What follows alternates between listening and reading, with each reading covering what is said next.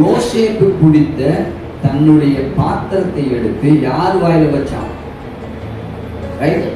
12 பேர் சாக்கு வாயிலும் யாருடைய வாயில? தெளிவா பார்த்து சொல்லு, வாக்கு ரொம்ப ரொம்ப முக்கியம். பெஞ்சமினுடைய சாக்கு வாயில இவன் குடிச்ச பாத்திரத்தை உள்ள வச்சு அனுப்பினான்.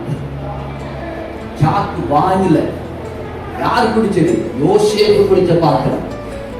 ஓகே, வச்சாக்கிட்டு கொஞ்ச தூரம் அனுப்பிச்சுட்டான்.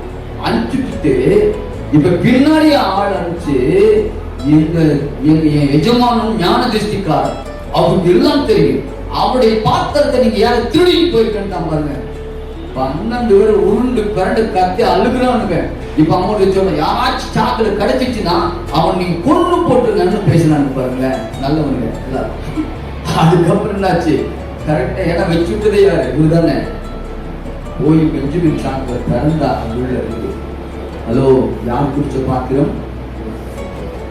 யோசேப்பு. நம்முடைய மீறுதல், நம்முடைய அக்கிரமம், நம்முடைய வியாதி, நம்முடைய பாடு, நம்முடைய தரித்திரம், நம்முடைய மரணம் அத்தனை அவர் குடிச்சிட்டு, இப்போ என்னுடையதெல்லாம் அவருடைய வசனம் சொல்லுதுல, என்னுடைய தீமை அத்தனையும் அவர் மேல் விழுந்தது இல்ல. இப்போ நம்ம அத்தனை தீமையை அவர் குடிச்சிட்டு, அவருடைய நன்மை, அவருடைய ஆசீர்வாதம், அவருடைய ஐஸ்வர்யம், அவருடைய சுகம், அவருடைய சமாதானம், சந்தோஷம் அத்தனையும் இந்த பாத்திரத்தில் நிரப்பி இப்ப பெஞ்சமின் ஆகிய உங்க வாயில என் வாயில வந்து வச்சுட்டார். இப்ப நம்ம சாக்கு வாயில என்ன இருக்குது? இப்போ என்ன இருக்கு? இதா செய்தவர்களை இயேசு செய்வதை சொல்லுங்கள், அந்த மீட்பு தந்ததை சொல்லுங்கள். ரைட்? அப்ப குடிச்ச பாத்திரத்தை அவர் தீமையெல்லாம் குடிச்சுட்டு நன்மை நான் நிரப்பி நம்ம சாக்கு வாயில வச்சிருக்காரு. இப்போ உங்க வாயில அவர் செய்த நன்மையை சொல்லுங்கள். உங்க வாழ்க்கையில தாகம் தீர்க்கப்பட்டது. சுகம் வேணுமா? அவர் மீட்டு தந்ததை பேசுங்கள்.